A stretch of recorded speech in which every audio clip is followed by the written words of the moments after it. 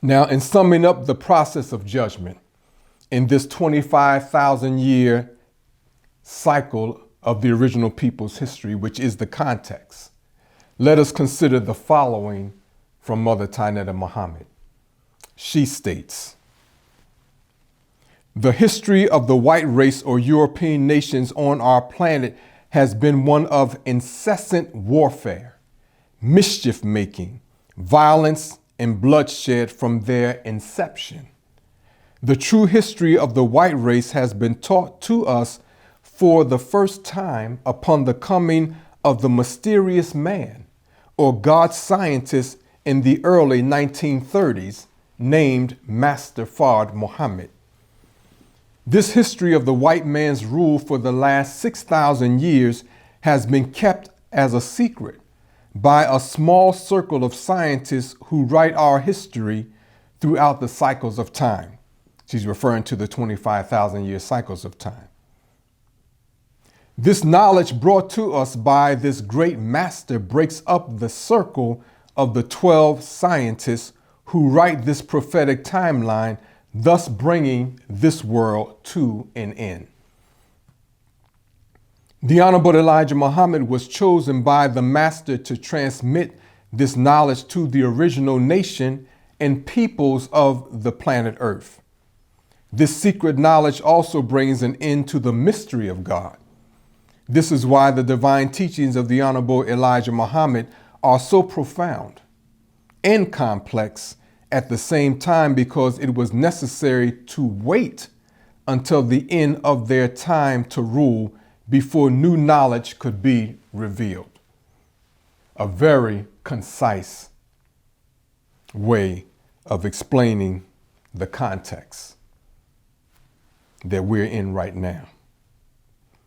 Well, in the previous message, we explained that Master Fard Muhammad, according to the supreme wisdom lessons given to us, notice it's not a big book. The devil has a lot of thick books, and 90% of it is lies, and the other 10% is truth mixed with falsehood, for the most part. Well, Master Fard Muhammad divided humanity into segments of 5%, 10%, and 85%. And all of these percentages were colorless. The 85% is made up of all races. They are the blind. They are those who are blind to the reality of the Supreme Being as a human being, and of the synagogue of Satan as humans and families that represent Satan.